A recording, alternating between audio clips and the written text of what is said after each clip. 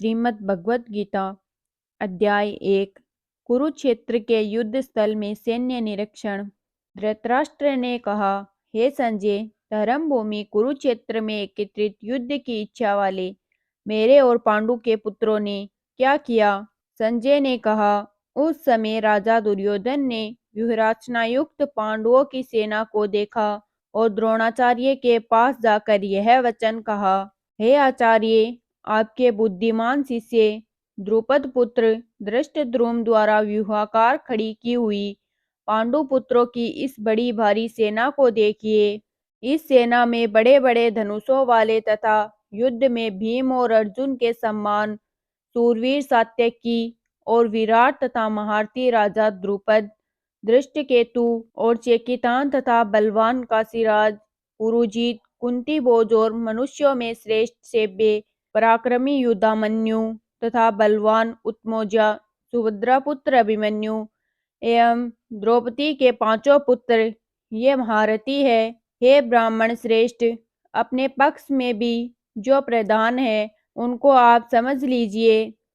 आपकी जानकारी के लिए मेरी सेना के जो सेनापति है उनको बतलाता हूँ। आप द्रोणाचार्य और पितामह भीष्म तथा कर्ण और संग्राम विजयी कृपाचार्य तथा वैसे ही अश्वत्थामा, विकर्ण और सोमदत्त का पुत्र पुरीश्रवा और भी मेरे लिए जीवन की आशा त्याग देने वाले बहुत से सूरवीर, अनेक प्रकार के शस्त्रों से सुसज्जित और सबके सब युद्ध में चतुर है।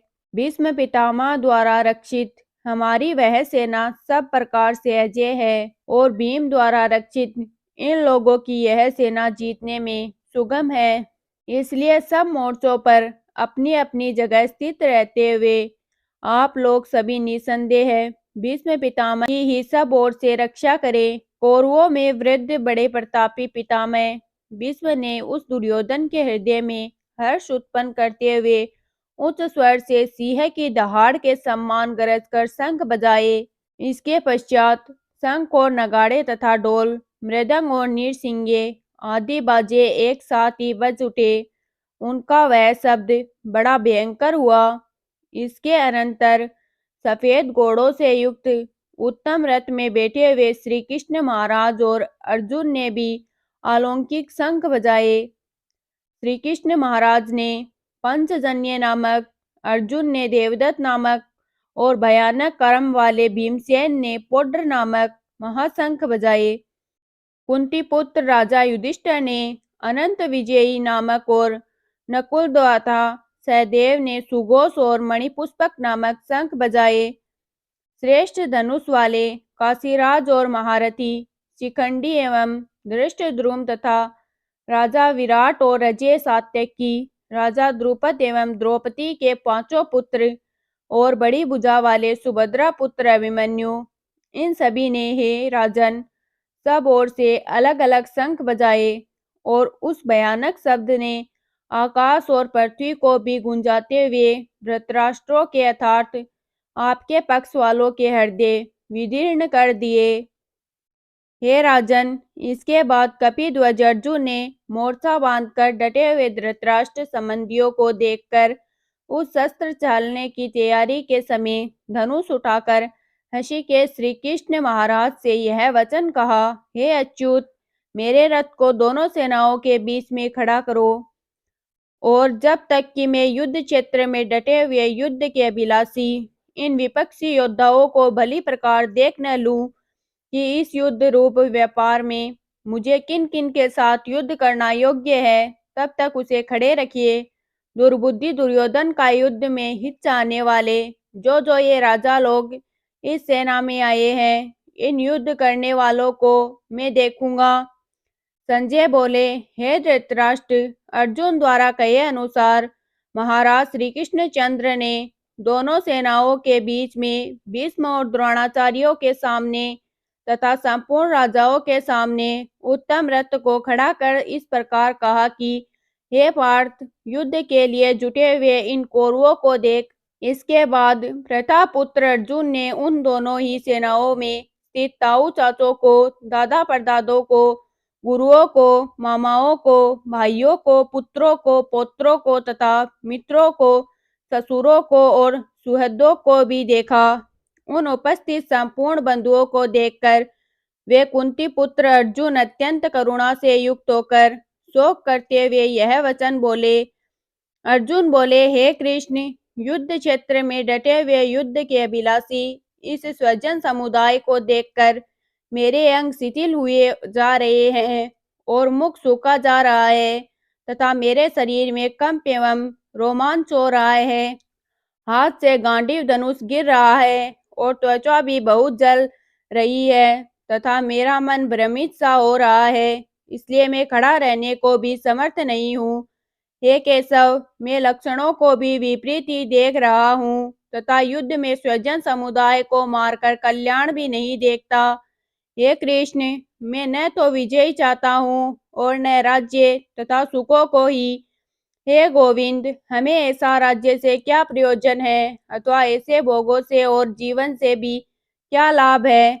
हमें जिनके लिए राज्य, भोग और सुख आदि अभिष्ट है, वे ही ये सब धन और जीवन की आशा को त्याग कर युद्ध में खड़े हैं।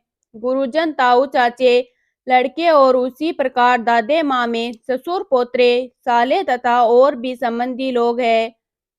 हे मधुसूदन, मुझे मारने पर भी अथवा तीनों लोकों के राज्यों के लिए भी इन सबको मारना नहीं चाहता, फिर पृथ्वी के लिए तो कहना ही क्या। हे जनार्दन, धृतराष्ट्र के पुत्रों को मारकर हमें क्या प्रसन्नता होगी। इन आतताइयों को मारकर तो हमें पाप ही लगेगा।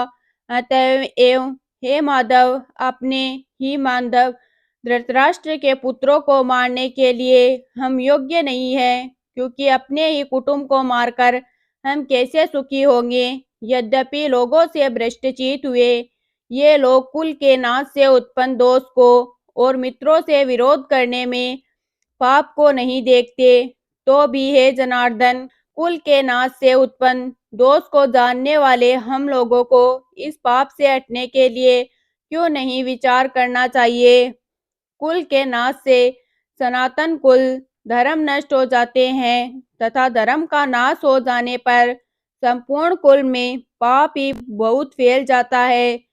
हे कृष्ण, पाप के अधिक बढ़ जाने से कुल की स्त्रियां अत्यंत दूषित हो जाती है और हे वासने, स्त्रियों के दूषित होने जाने पर वर्ण संकर उत्पन्न होता है।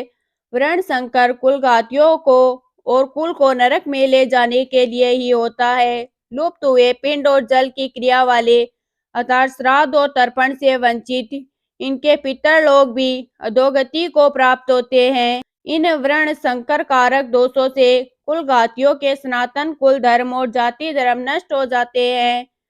हे जनार्दन, जिनका कुल धर्म नष्ट हो जाए ऐसे मनुष्यों को अनिश्चित काल तक नरक में वास होता है, ऐसा हम सुनते आए हैं। हाँ, शोक लोग बुद्धिमान होकर भी महान पाप करने को तैयार हो गए हैं। जो राज्य और सुख के लोग से स्वजनों को मारने के लिए उद्यत हो गए हैं, यदि मुझे शस्त्र रहित एवं सामना न करने वाले को शस्त्र हाथ में लिए हुए धृतराष्ट्र के पुत्र रण में मार डाले तो वह मारना भी मेरे लिए अधिक कल्याणकारी होगा। संजय ने कहा। रणभूमि में शोक से उद्विग्न मन वाले अर्जुन इस प्रकार कहकर बाण सहित धनुष को त्याग कर रथ के पीछे भाग में बैठ गए।